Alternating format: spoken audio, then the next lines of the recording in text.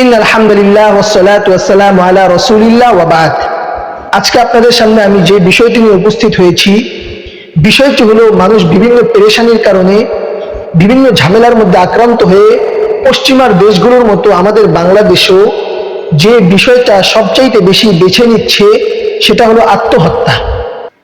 আল্লাহ তাআলা সূরাতুন নিসার 29 নম্বর আয়াতের মধ্যে বলেন, ওয়ালা তাকতুলু আনফুসাকুম ইন্নাল্লাহা কানা বিকুম রহিমা। তোমরা নিজেদেরকে হত্যা করো না। ইন্নাল্লাহা কানা বিকুম রহিমা। কেন করবে না? যেহেতু আল্লাহ তাআলা তোমাদের প্রতি অনুগ্রহশীল, পরম দয়ালু। ওয়ামান ইয়াফআল যালিকা উদওয়ানা ওয়া যুলমান ফাসাউফা নুসলিহি নারা। আল্লাহ তাআলা বলেন, যে ব্যক্তি সীমালঙ্ঘন করে এবং অন্যায় করে এই কাজ করবে, ফাসাউফা নুসলিহি নারা, অতি সত্বর আমি তাকে জাহান্নামে নিক্ষেপ করব। ওয়া কানা যালিকা আলাল্লাহি ইয়াসিরা।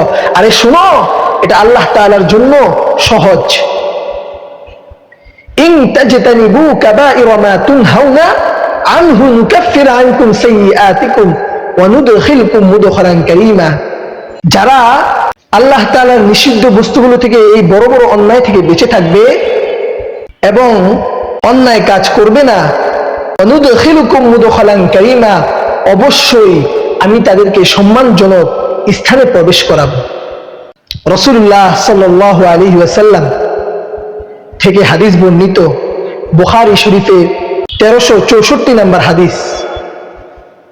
কানা বিরাজুলিন জিরাহুন, এক ব্যক্তি রোগাক্রান্ত হয়ে প্রচন্ড রোগের যন্ত্রণার কারণে লোকটি ফাকাতালা নাফসাহু, আত্মহত্যা করল। ক্বালা আল্লাহু তাআলা, আল্লাহ তাআলা বললেন, বাদারানি আবদি বিনাফসিহি, আমার বান্দা জান কবজের ব্যাপারে তাড়াহুড়া করেছে। হারামতু আলাইহিল জান্নাতা, যেহেতু সে তাড়াহুড়া করেছে আমি তার জন্য জান্নাতকে হারাম করে দিলাম। নাউযুবিল্লাহ। বুখারী শরীফের 1363 নম্বর হাদিস। রাসূলুল্লাহ সাল্লাল্লাহু আলাইহি ওয়াসাল্লাম বলেন, মান ক্বাতালা নাফসাহু বিশাইইন ফিদ দুনিয়া আযাবাহু আল্লাহু বিহি ফি নারি জাহান্নাম। যে ব্যক্তি যে কোনো উপায় দুনিয়াতে আত্মহত্যা করবে, আযাবাহু আল্লাহু বিহি ফি নারি জাহান্নাম, আল্লাহ তাআলা জাহান্নামে তাকে সেই শাস্তি দিতেই থাকবে। এই শাস্তি কতদিন পেতে হবে? 5778 নম্বর হাদিস। মান ক্বাতালা নাফসাহু বিহাদিদাতিন ফাহাদিদাতুহু ফি ইয়াদিহি ইয়াতাওয়াজ্জাউ বিহা ফি বাতনিহি। রাসূলুল্লাহ সাল্লাল্লাহু আলাইহি ওয়াসাল্লাম বলেন, যে ব্যক্তি কোনো লোহার অস্ত্র দ্বারা আত্মহত্যা করবে, ফি ইয়াদিহি ইয়াতাওয়াজ্জাউ বিহা ফি বাতনিহি, কাল কিয়ামতের ময়দানে ফি নারি জাহান্নামা খালিদান মুখাল্লাদান ফিহা আবাদা, সে জাহান্নামের মধ্যে ওই অস্ত্রটা তার হাতেই থাকবে আর সে তার পেটের মধ্যে আঘাত করতে থাকবে অস্ত্র দিয়ে। এটা কতদিন? খালিদান মুখাল্লাদান ফিহা আবাদা, চিরকাল সে এই শাস্তি ভোগ করতেই থাকবে। ওমান শারিবা সুম্মান ফাকাতালা নাফসাহু, আর যে ব্যক্তি বিষ পান করে আত্মহত্যা করলো, ফাহুয়া ইয়াতাহাসসাহু ফি নারি জাহান্নামা খালিদান মুখাল্লাদান ফিহা আবাদা। রাসূল বলেন, সেই বিষ পান করতেই থাকবে। কতদিন করতে থাকবে? অনন্তকাল, চিরকাল সেই বিষ পানের শাস্তি ভোগ করতেই থাকবে, যন্ত্রণা ভোগ করতেই থাকবে। ওয়ামান তারাদ্দা মিন জাবালিন ফাকাতালা নাফসাহু, যে ব্যক্তি পাহাড় থেকে লাফিয়ে পড়ে আত্মহত্যা করলো, ফাহুয়া ইয়াতারাদ্দা ফি নারি জাহান্নামা খালিদান মুখাল্লাদান ফিহা আবাদা, সে জাহান্নামের মধ্যে এরকম ভাবে উঁচু পাহাড় থেকে লাফিয়ে পড়ার যে কষ্ট আর আযাব, সে জাহান্নামের মধ্যে শাস্তি ভোগ করতেই থাকবে। ফি নারি জাহান্নামা খালিদান মুখাল্লাদান ফিহা, জাহান্নামের আগুনের মধ্যে অনন্তকাল সেই শাস্তি ভোগ করবে। এই হাদিসগুলো যারা বোঝা যায় যে আত্মহত্যা করবে সে কখনো জান্নাতে প্রবেশ করতে পারবে না। বুখারী শরীফের 1365 নম্বর হাদিস। আল্লাযী ইয়াখলুকু নাফসাহু ইয়াখলুকুহা ফিন নার।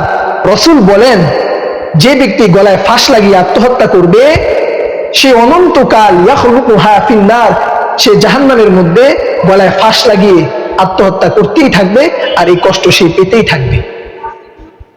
ওয়াল্লাযী ইয়াতানুহা ফিন নার, আর যে ব্যক্তি বর্ষা দ্বারা কিংবা কোনো পিস্তল দ্বারা, বন্দুক দ্বারা আত্মহত্যা করলো, সে কাল কিয়ামতের ময়দানে এই শাস্তি জাহান্নামের মধ্যে পেতেই থাকবে। অতএব বোঝা গেল যারা আত্মহত্যা করবে দুনিয়া সাধারণ অল্প সামান্য মুসিবতের জন্য, কাল কিয়ামতের ময়দানে তাদের আযাব হবে অনন্তকাল, চিরকাল, যে আযাব থেকে তারা কখনো নিস্তার পাবে না। সূরাতুল বাকারার মধ্যে আল্লাহ তাআলা বলতেছেন, আল্লাযীনা ইযা আসাবাতহুম মুসিবাহ ক্বালু ইন্না লিল্লাহি ওয়া ইন্না ইলাইহি রাজিউন। বান্দারা যদি কোনো মুসিবতের মধ্যে পড়ো, দুনিয়ার মধ্যে এসেছো, মুসিবতের মধ্যে আমি তোমাদেরকে ফেললে কি করবে? ক্বালু ইন্না লিল্লাহি, তোমরা সাথে সাথে বলবে ইন্না লিল্লাহি, আরে নিশ্চয়ই আমরা তো আল্লাহ তাআলার জন্য, ওয়া ইন্না ইলাইহি রাজিউন, আর আমরা তো তার কাছেই প্রত্যাবর্তন করব।